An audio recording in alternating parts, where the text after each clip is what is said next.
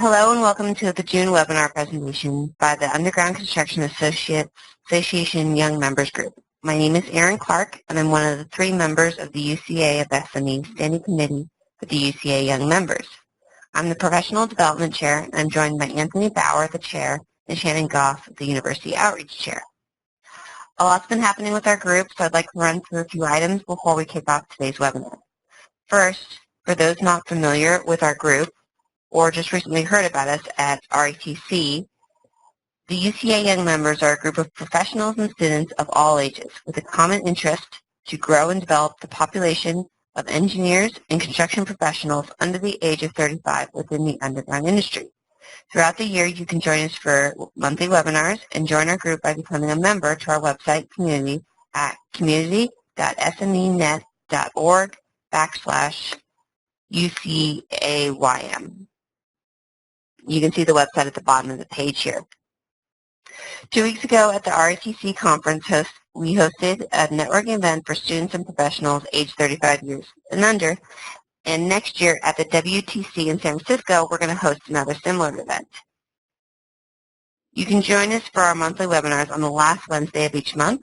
And next month, you can join us on July 29th at noon Pacific Standard Time to hear Paul Madsen of Kiewit Infrastructure present on tunneling engineering challenges and opportunities on the Devil Slide project in Pacific of California, just south of San Francisco.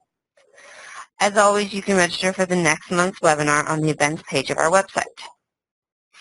Also immediately following today's webinar is another free webinar hosted by the Robbins Company. Ryan Gratis of Robbins and Adam Falston of Anglo-American are going to present on the changing face of the worldwide mining with the use of tunnel boring machines. You can get more information on this event on our website events page. And finally, we continue the webinar series with a presentation by Mike Krulc on challenges faced on the Regional Connector project in Los Angeles, California. Mike received his bachelor's in civil engineering from Montana State University and his master's from Stanford University. He began his career at Trailer Brothers in 2002 as a field engineer in Trailer's underground division. After working on the Northeast Interceptor sewer in Los Angeles as a field engineer, he was promoted to assistant project engineer on the San Vicente Pipeline Tunnel in San Diego, California. Then he filled the role of project engineer and later project manager on the Sound Transit University Link Light Rail contract U220 in Seattle.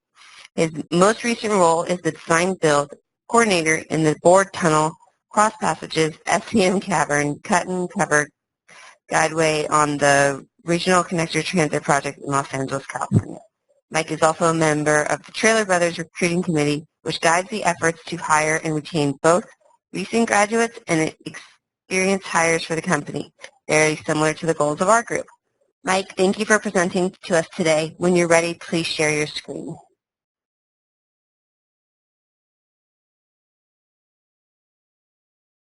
Okay, all right. Thank you very much, Erin, for that introduction, and thanks to everyone for attending the webinar today. So I'm going to talk a little bit about actually a number of things, but the title here is Challenges Faced on the Regional Connector Project. So the reason I say faced here is we're very early in the project, and while a lot of work has been done and there's a lot of people working in the project, we haven't done a lot of physical work yet, and we haven't been able to see if all of our solutions to the challenges have worked yet. So anyway, I'll talk through a little bit of my personal background. Sorry, here's an agenda. I'll talk a bit about my personal background, kind of an overview of the connector project, a couple of specific challenges on the project. Now there's numerous challenges, of course, but I just picked out a couple of interest. Now one thing I won't be talking a lot about specific technical tunnel engineering problems or highly specific tunneling items, because there's a lot else on this project that's very interesting to know about and learn about as you kind of progress through your career. So I decided to spend a little bit more time talking about that. I'll also talk a little bit about some of my career thoughts, and then at the end, if anyone has any questions, I would be happy to answer them. So just kind of getting right into personal background. So I grew up in a mining town, in a mining family in northern Minnesota. My dad, both of his brothers, my grandpa, all worked as miners in iron mines in northern Minnesota. And that's pretty much what everyone did. I think 90% of the people in my town either worked in the mine or, worked in some business that was associated with it. So while this was open pit mining, there was a history of underground mining as well, back, kind of beginning in the early 1900s. So anyway, I kind of knew I liked heavy construction mining type work, and kind of always knew I was interested in engineering, but just wasn't really sure what type. So for any people that have grown up or been around mining, it's a very boom or bust type of economy, and so we went through a number of these cycles where everyone's working and it's basically no unemployment and people make good money, and then all of a sudden the price of iron drops, and then 75% of the people in town get laid off and basically move out. So it's a tough business to be in, and I saw that and I thought, okay, while this is interesting, I didn't really want to pursue that type of life. So I decided to go into civil engineering. Now, it took me a little while to get that figured out, but one of the things that I did when I got out of high school was I decided to go to a community college in northern Minnesota, just to really make sure I knew what I wanted to do and not have to spend too much money doing it. And I was able to work while I went to school, and I got a lot of my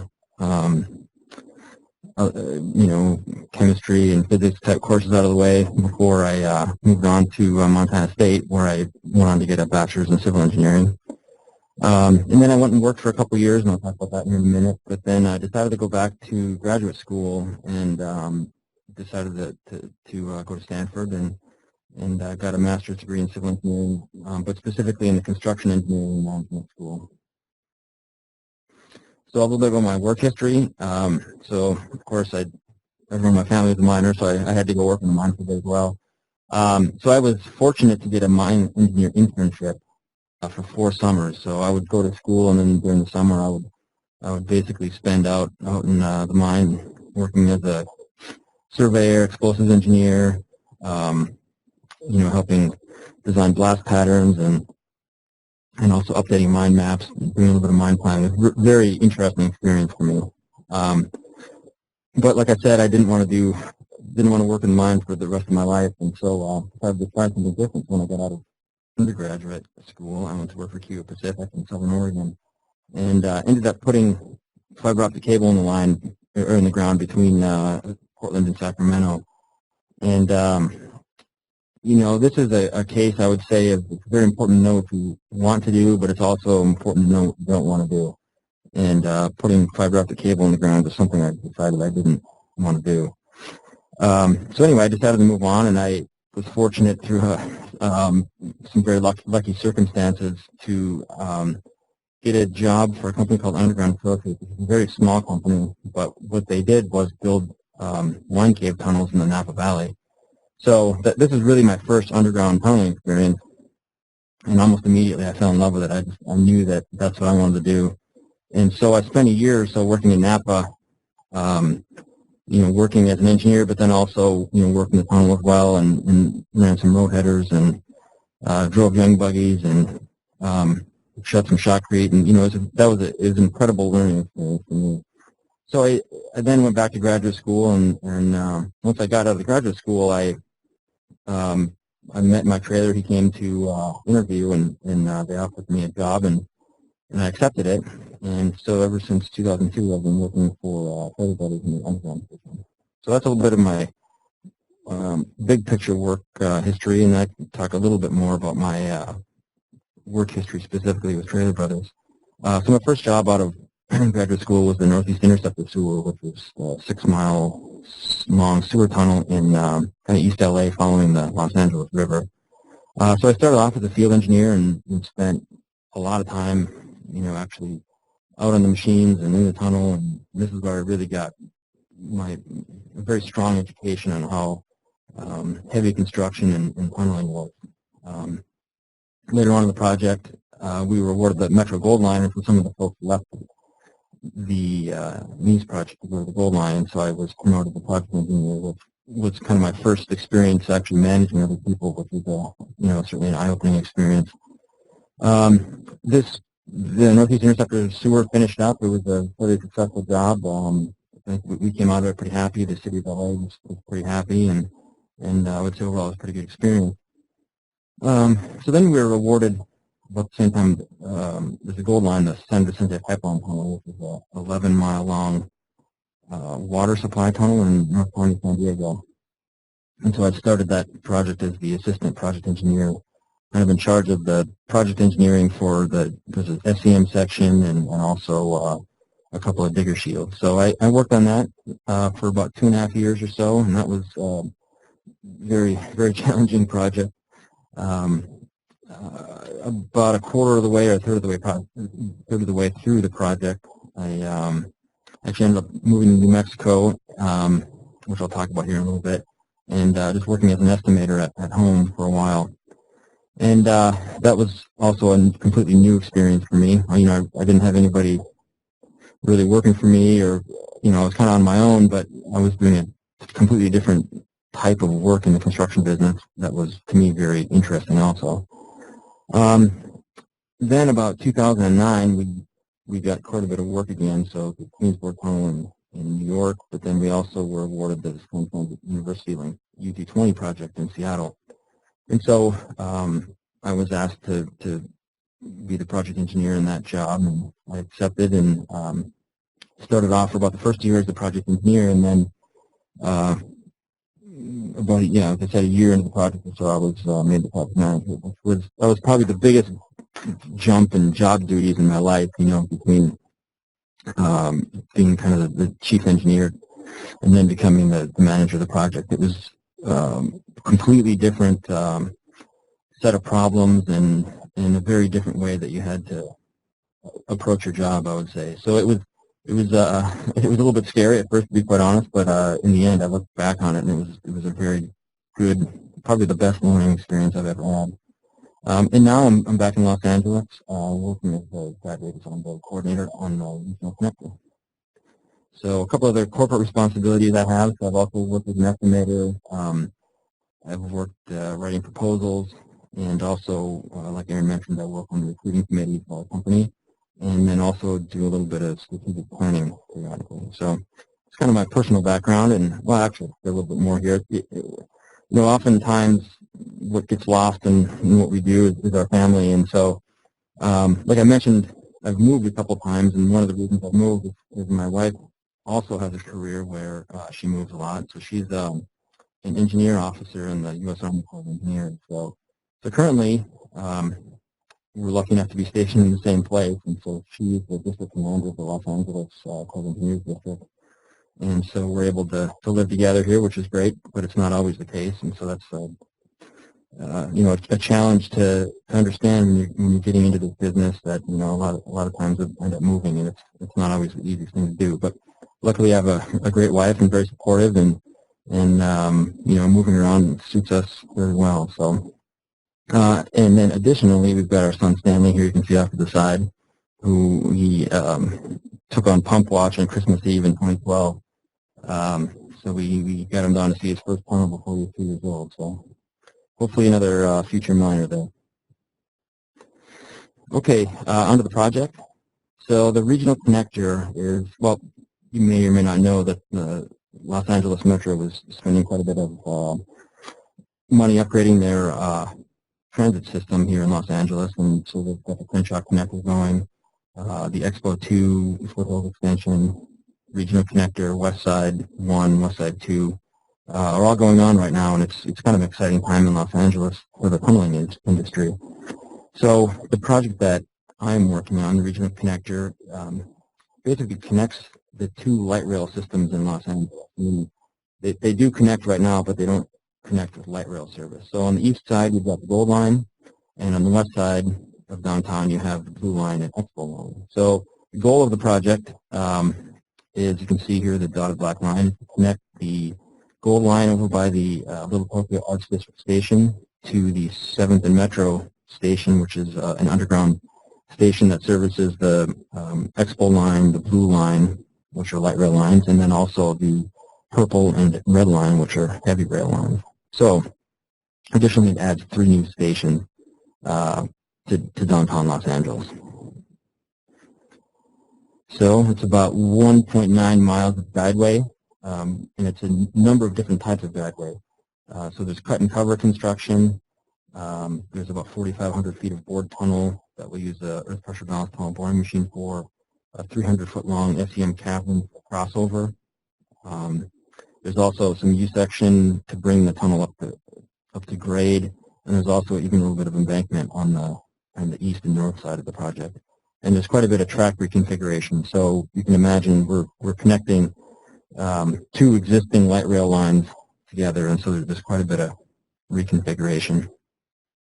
Like I said, 3 underground stations. Each of them are about 400 feet long. They're all cut and cover.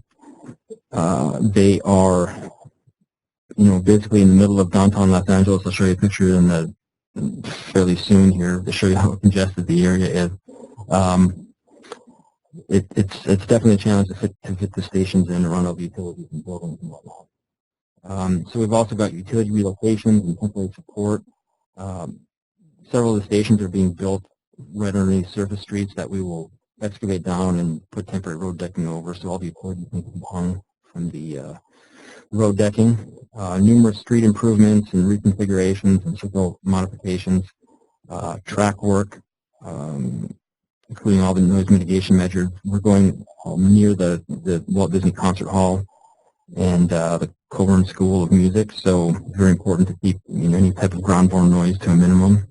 And additionally, like I said, we're joining up several different light rail systems, and they were built at different times, and as you know, technology changes fairly rapidly, so we will also be integrating the regional connector line with the gold line and also the blue line. So it's a lot of different systems to get put together and make sure that they all talk and work together, and then just numerous other miscellaneous work. I mean, basically the scope of our contract is to design and build a functioning transit system with the exception of buying the train.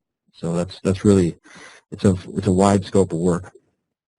To design build contract, it was awarded on a best value determination, so it was not a hard bid situation. So the project was scored on 3 different elements. So there's a project management element for which there's a submittal, your technical approach to the project, and then also price. So you can see it was broken down 30% for project management, 25% for technical, and 45% for price. So luckily our joint venture was awarded the contract. Our value is about $930 million roughly. Contract duration is 2,430 days, and projected completion is the summer of 2020. So as you can see, it takes a long time to build these massive projects. So a little bit about the team quickly. It's a joint venture of Skanska, which is, of course, many of you know, a Swedish company, but also has very multinational. Trailer Brothers Incorporated, which is based in Evansville, Indiana. And then Hatchmont McDonald is our designer. And then so together this team is the regional connector constructors. So this slide isn't completely correct. Skanska and Trailer are the construction joint venture. Hatchmont McDonald is not part of the joint venture, but is a subcontractor to the JV. But nonetheless, they are very important to the success of this project. And then the owner of the project is Los Angeles Metro.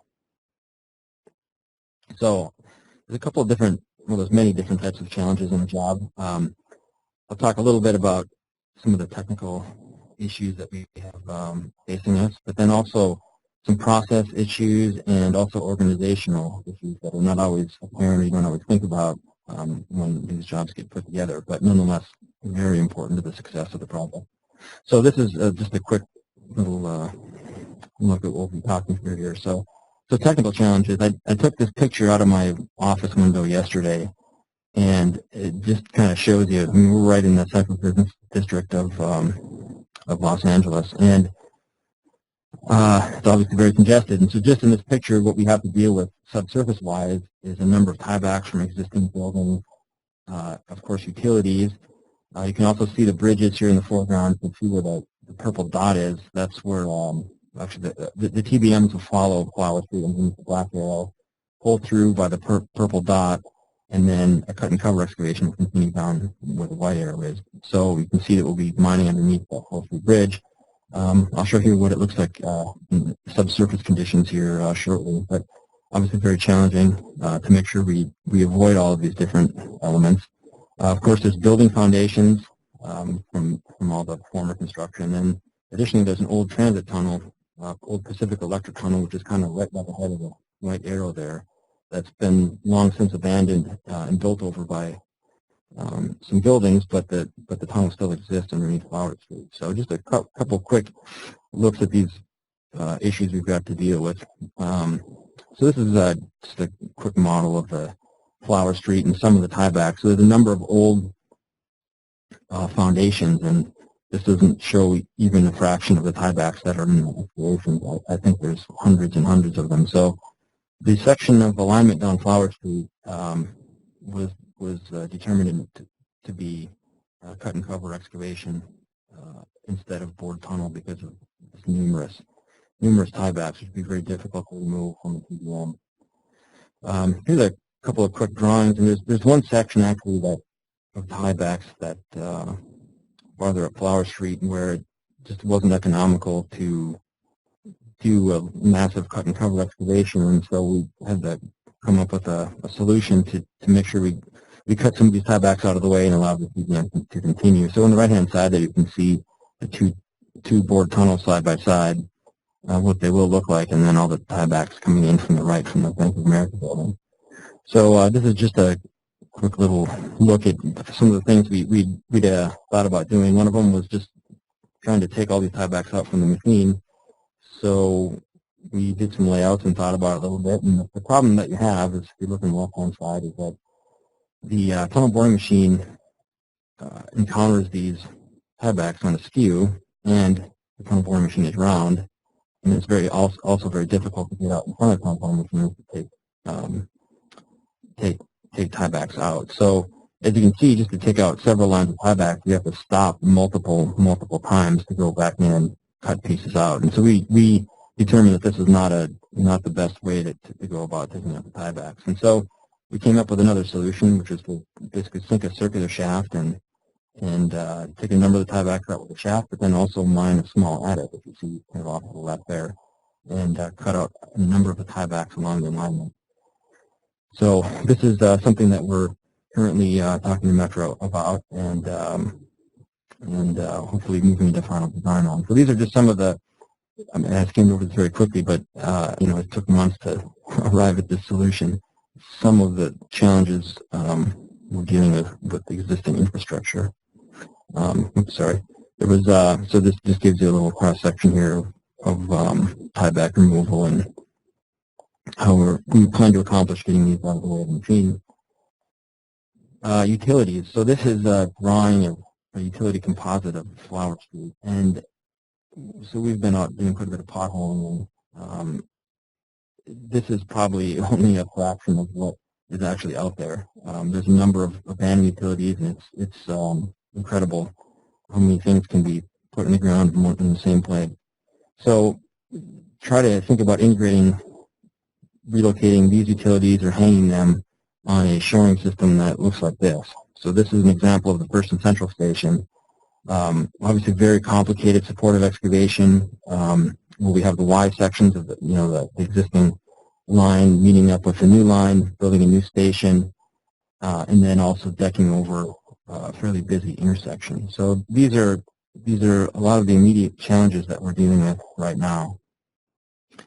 Here's a picture of the gold line, what it kind of looks like hanging utilities, and quite honestly, this is not anywhere near as many utilities we'll be dealing with on the regional connector. So this, I don't want to say this is easy because none of this stuff is easy, but I think it'll be much more difficult on the regional connector. So moving on to the 4th Street Bridge here. So this is what the 4th Street Bridge looks like subsurface. There's a number of bell caissons and piles, and you can see we're kind of threading the needle between all these with both TBM drives, and obviously it would be in no one's best interest if we came in contact with any bridge piers. So one of our challenges is really studying and trying to figure out the best way to make sure that we know where the bridge piers are and know where the tunnel boring machine is, and that they don't ever intersect with each other, as well as preventing settlement of the bridge piers.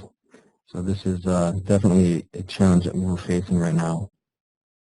And then the last bit of existing infrastructure is the old tunnel. So you can see here up coming in and out of the pages, Flower Street, and down below running perpendicular where the portion in green is, that's the old Pacific Electric Tunnel, which is an old transit tunnel.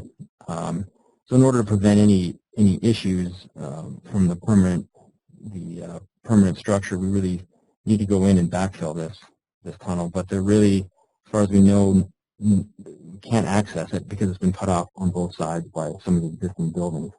So this is kind of an interesting challenge that some people are working on, is how best to get into this tunnel, what the conditions in the tunnel might be, and then how do we fill it back up to make sure that we don't cause any problems to the surrounding buildings. So another interesting bit of old infrastructure. Okay, moving on. This, to me, is probably the most interesting tunnel technical issue that we have, and that is the SEM crossover cavern. So what you see on top there is the alignment, and off to the left is the station on 2nd and Broadway. And then kind of in the center of the screen, center top, is a crossover cavern, or sorry, a crossover where trains can move from one track to the other.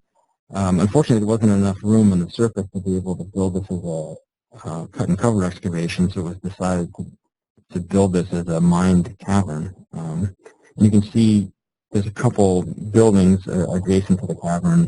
There's LAPD headquarters, which is a fairly new building, but also very high profile. And then there's the Higgins building, which I believe is on the National Register of Historic Places, and is a very old building. So certainly we need to be careful in our excavation and design methods with respect to these buildings. Because as you can see in the cross section here, we're really quite close. There's about, well, additionally, what you don't see is that there's a 10-foot, roughly 10-foot diameter storm drain, LA County storm drain, that runs right down the middle of 2nd Street, or 2nd Avenue, which needs to be protected and made sure not to settle in any way that may damage it. So as you can see, we're pretty well hemmed in here. We've got the sewer about 23 feet above us. We're tied up against the right-of-way line on the south side, and then we're near the foundations. We're very close to the foundations of both the Higgins building and the LAPD. So this presents a pretty significant challenge design-wise to make it work, and so we've been working with our designers to figure out a way to limit any type of settlement and risks to the project. And so we've come up with is, we've decided to build this as, not we have decided, but it was decided to build this as a sequential, using the sequential excavation method, and build the cavern in parts and pieces to limit the settlement. One other point that I neglected to mention was that the one of the TBM drives, the L-track, will arrive at the cavern before we're able to actually excavate the cavern. So it will mine through the, as you can see, the left-hand side there, and not long after that we'll begin mining the right-hand side of the cavern using the SEM method. So we'll be mining the right-hand side, moving over to the left-hand side, mining the cavern, as well as demolishing about 300 feet of tunnel liner as we go along.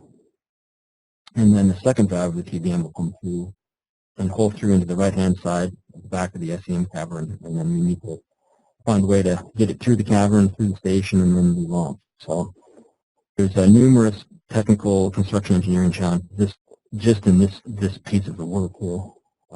So this to me is probably one of the most interesting tunnel engineering, construction engineering issues that we have on the project.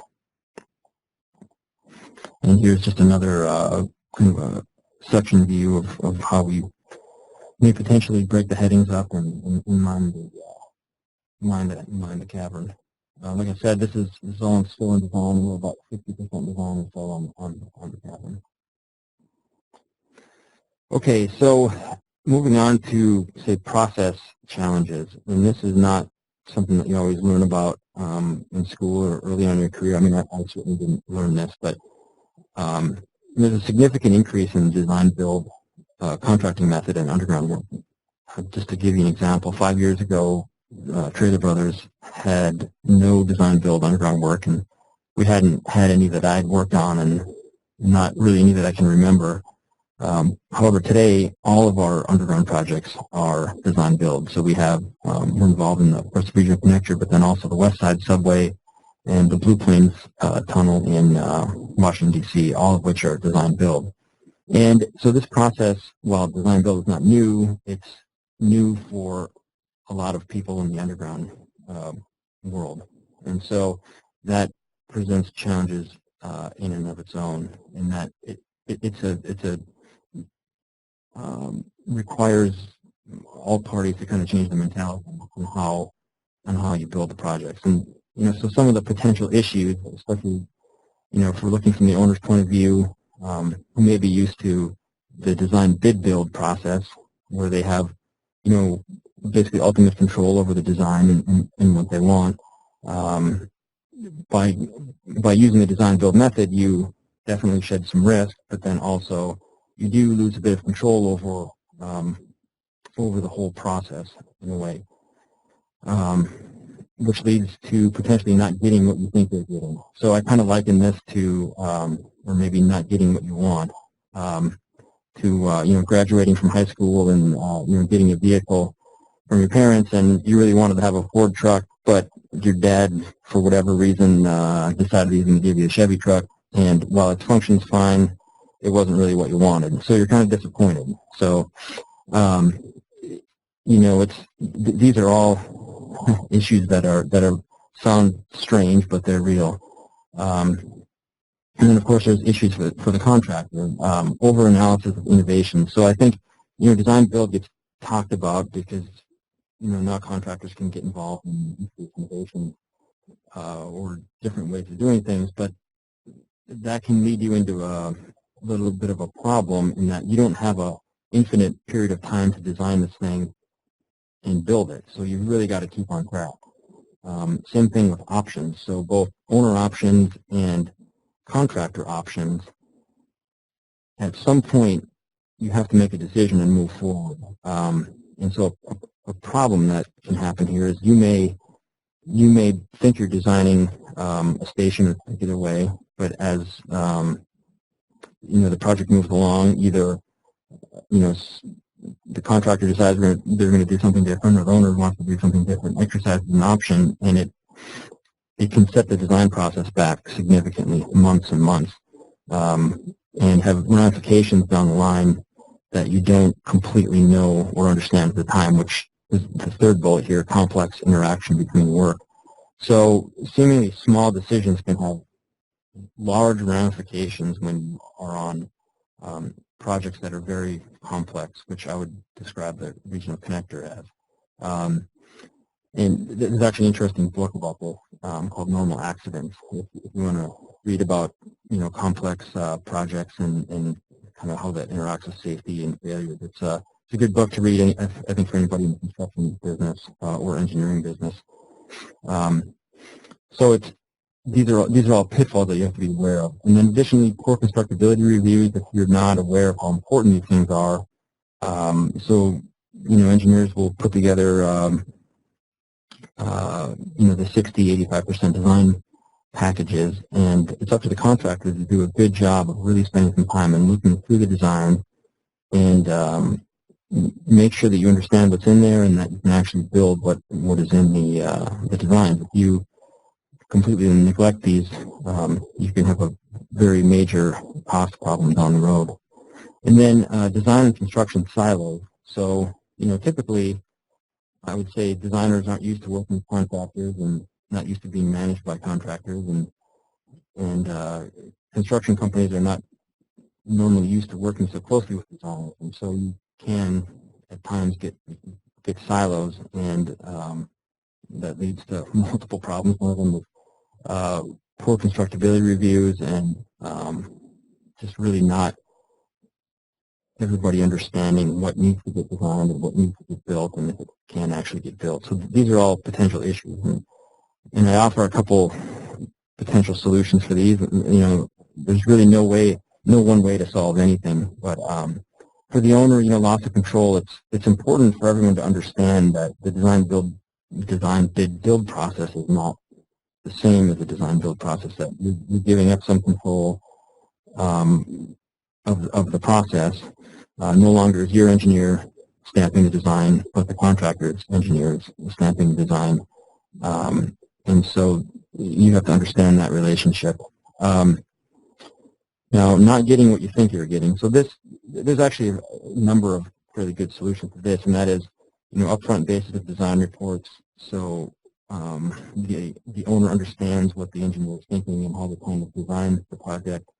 Having multiple design submittals, 60, 85, 100% submittals, and then before those submittals go in, having over-the-shoulder meetings with the owner and just really walking through with them what it is that you plan to build and having good collaborative meetings.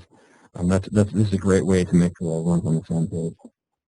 And then make sure that all stakeholders are involved, and that's both on the contractor side, engineer side, and then also the owner side. You know, a lot of owners, especially in transit projects, have multiple different groups, you know, operations groups and construction groups and maintenance. You need to make sure that all these people are involved in the process, so that, you know, at the very end, somebody who hadn't been involved in the process goes at home and says, you know, did you think about this? And it kind of throws everything into a kind of a mess. So these are all things that should be thought about. Some solutions to the contract, over-analysis of innovation. So in my opinion, design build, the chief goal is to reduce the schedule of a project. Yes, there's value in having the contract involved for innovations and constructability, but really you want to get the work going as quickly as you can. And so you don't have the freedom or luxury to spend a lot of time analyzing many different options, and then finally deciding what you want to do. You know, you have a lot of money being spent very quickly on a project like this. I mean, we have, you know, over 100 staff people, and the designers are similar. So that's a lot of money every day that is being spent if you're not moving forward. It's also very important to understand what is in your budget. You can go and design something that you think is great, but if it's double the cost of what you had envisioned, then it's not really that great. So really understand it's, you know, what's in your budget. Options. So these are important. You really need to understand what risks you have if options are exercised, and, you know, keep your own people involved, but then also keep the owner apprised of what could happen if major changes to the project are initiated. This can really set back a project significantly. Complex interaction between the work. So co-locating the designer and contractor, I think, is helpful in this regard. You can get all the stakeholders in the room pretty quickly and talk through all the different follow-on effects of making a change. Constructability and interdisciplinary reviews are also very important for identifying any of these complex interactions. The more people you have looking at it, the more likely you are to catch any problems. Constructability reviews, it's very important that you have experienced construction and design people looking at these, so that you really can understand the problems and help fix the problems. This is incredibly important. I mean, this can have major cost ramifications on your project. And then make sure you, again, invite all disciplines, including the safety group and the quality control group.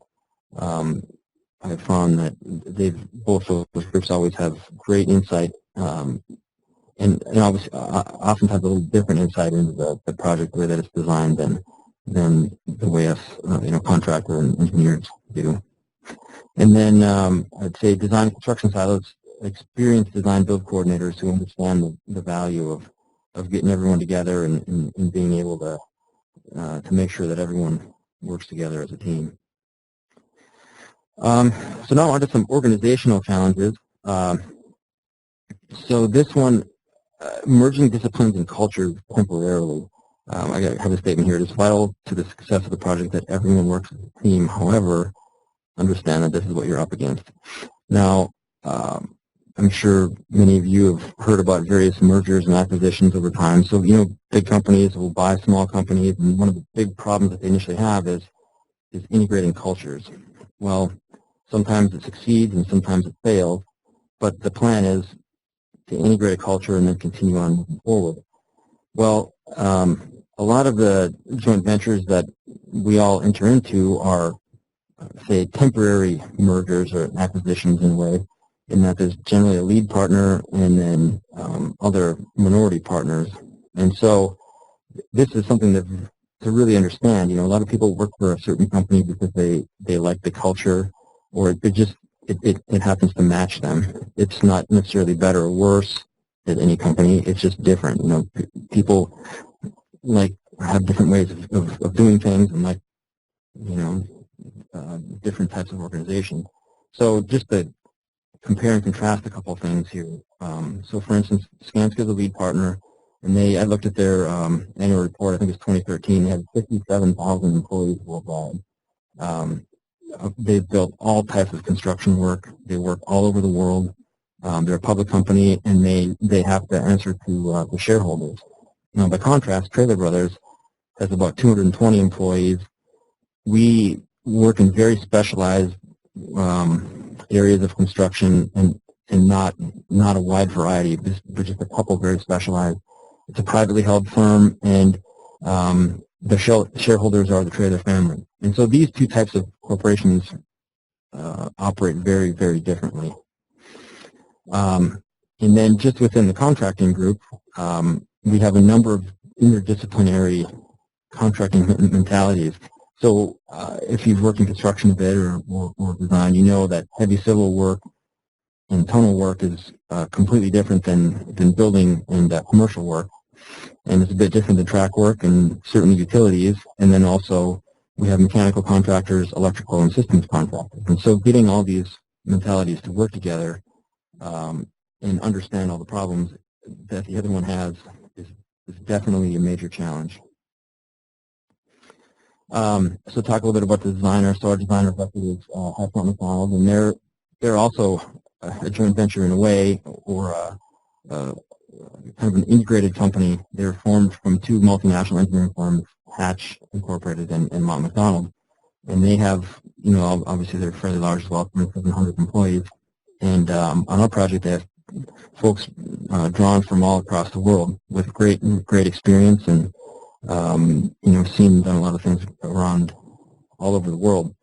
And additionally, there's, I think, about 20 or so design subcontractors working for both us, that is RCC, and Hatch McDonald. And so, in addition to all these folks, there are a number of external parties. So I think we've got about 20. That number seems a little bit low to me, but both public and private. So that is the City of Los Angeles, LA County, all the various utilities. There's a number of agencies even within the city that we basically have to merge with to build this project. And then we also have a significant interface with the general public and a number of business owners in the area.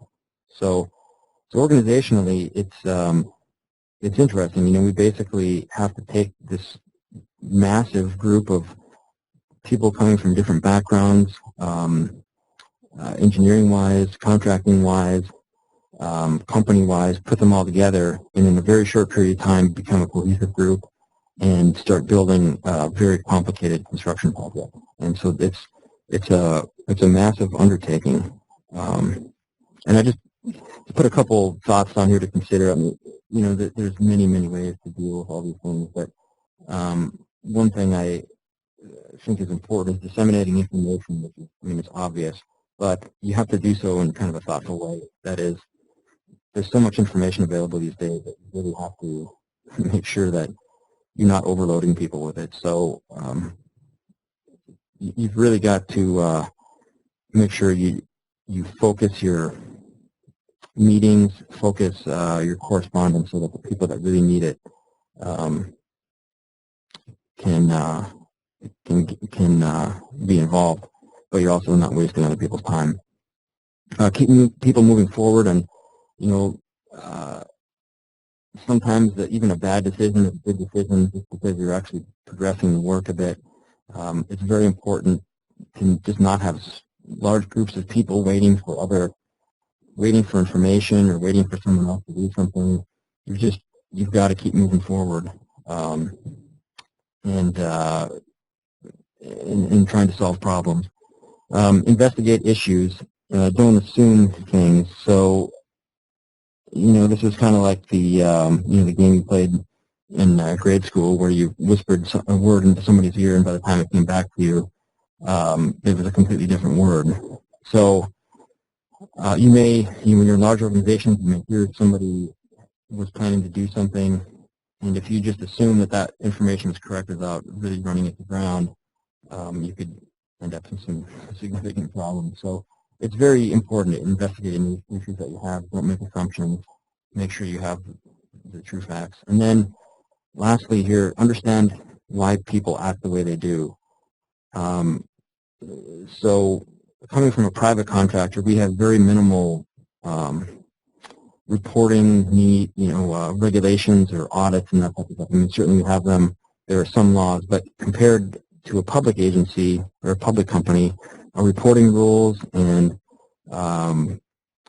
audit rules are completely different. And so while we may think what an exercise that someone's doing is completely useless and they should be doing what I want them to do, you have to understand that they're beholden to various regulatory agencies or just other groups that we're not even aware of. So you really need to, again, not make assumptions on why people are doing things, either the way they are or why they're doing things, and just ask.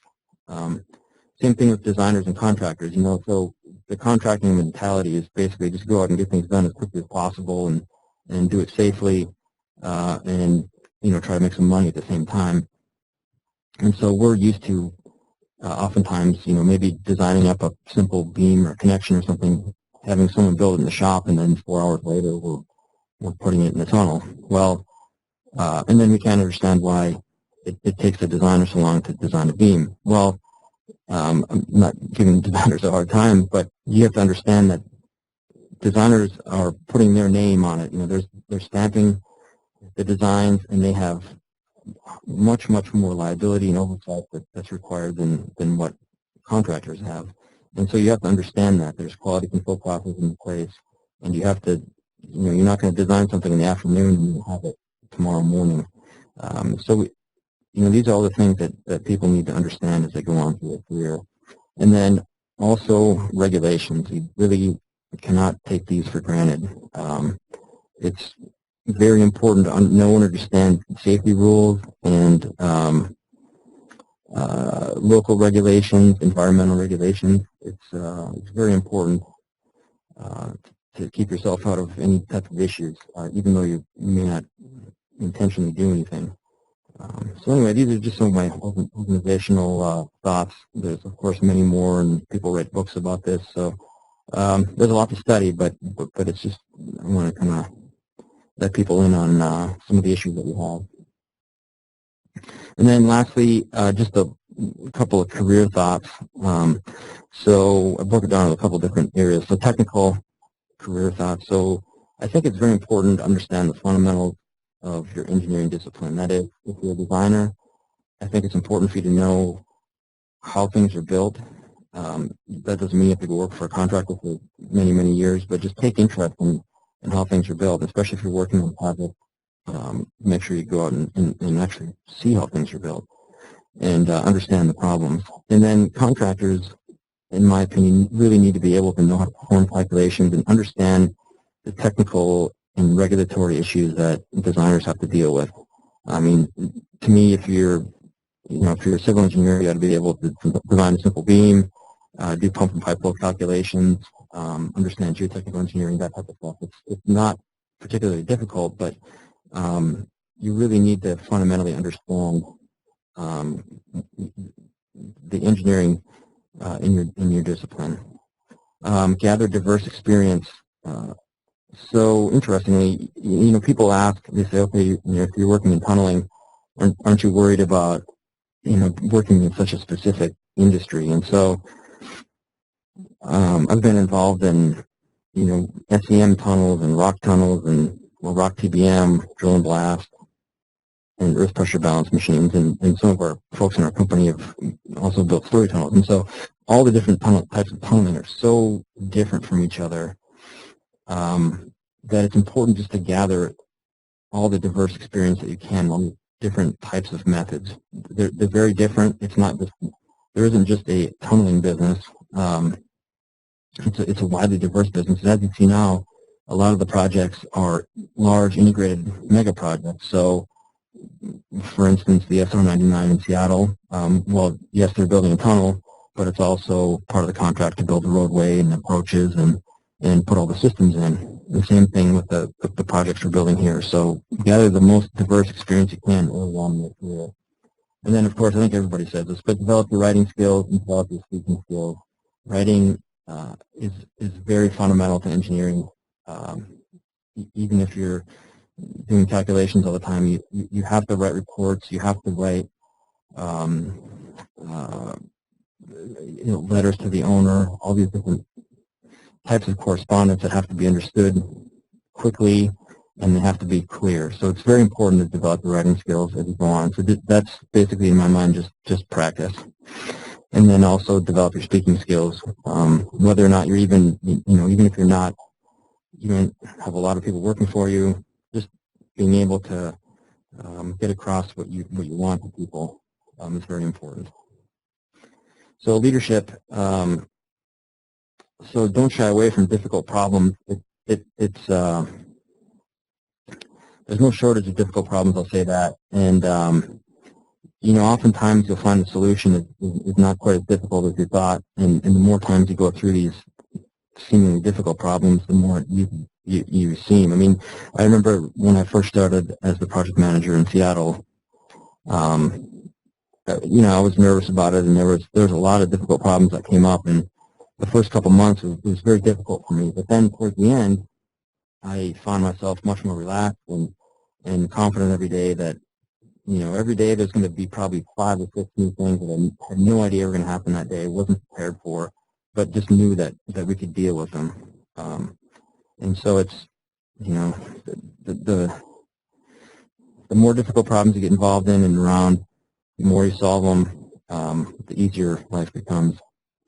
So making decisions and moving forward, of course, to make a proper decision, you need to gather and study some information, but you have to also understand that you're seldom going to have all the information necessary to make a decision. And so you have to be comfortable with that. And especially on construction projects and design build projects, you have to make decisions and move forward. It may not always be the right decision, but you have to monitor that and adjust accordingly. But turning things into a science project is, a design build project is not the place to do that. So always keep moving forward.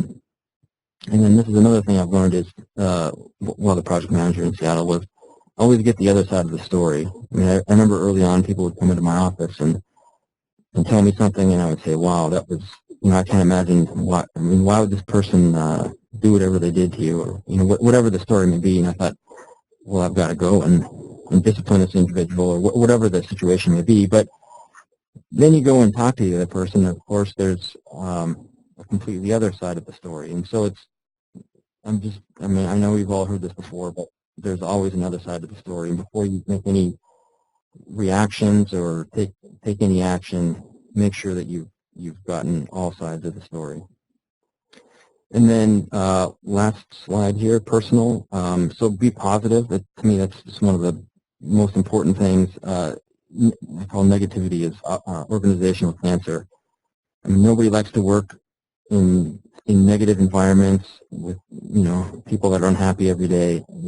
To me, it's largely your choice to be positive, and I think it makes you your day better, your life better, as well as all the people around you. Also, take care of yourself. This is both physically and mentally, because no one else will do it for you. And we have a lot of great coworkers and a lot of just good people that we work with. But really, it's not their job to take care of you. You have to look out for yourself, and only you know what you may or may not need. So this job or these types of jobs, you end up, you can work long hours. It can be stressful. It can be very difficult. And so you have to make sure, whatever it is that you need to do, if you enjoy exercising, whatever, make sure that you make time to exercise. The one thing I'll caution you, don't stay at the office just for the sake of staying at the office. That is one of the worst things I've ever seen people do. You have to be confident in your skills and your ability. Do your work, and when your work is done, then move on. Don't sit around the office for 12 or 14 hours just for the sake of sitting around. And then lastly, family is always first, in my opinion. It's important to make sure that your TBM holds through in the right place, but it's also very important to make sure that you've got someone at home to go home and tell it to. So anyway, that's all I've got, and I'd be happy to take any questions you may have. Thank you, Mike. What an excellent presentation, and especially the personal thoughts. We invite all of our attendees to submit questions through the chat panel. The first question we have for you, Mike, is how are the 4th Street Bridge piers being located? I knew someone was going to ask that question. Well, so we studied the as-built of the structure fairly closely. And we're actually right now investigating some non-destructive ways to figure out what's out there. But to be quite honest, that problem has not been solved yet. But I have to say we're fairly confident we know where everything is underground. Excellent. I might add that to all of our attendees, everyone who registered for this webinar will be receiving an email from WebEx within the next 48 hours giving you directions on how to go to the recording and download it and hear it for yourself again. Mike, there don't seem to be any more questions. Would you have any final comments you'd like to leave with us? Well, let's see. I guess, I brought up a lot of different challenges. I didn't really have a lot of solutions for them because we're early on in the project, but I would just say for the younger folks that are getting into the business to just look through the presentation and just kind of challenge yourself to think about how you might solve some of these problems, both the technical problems, but then especially the organizational and the all the different personal issues. Very good advice. Thank you. And this ends our recording for this afternoon. Thank you, everyone, and take care.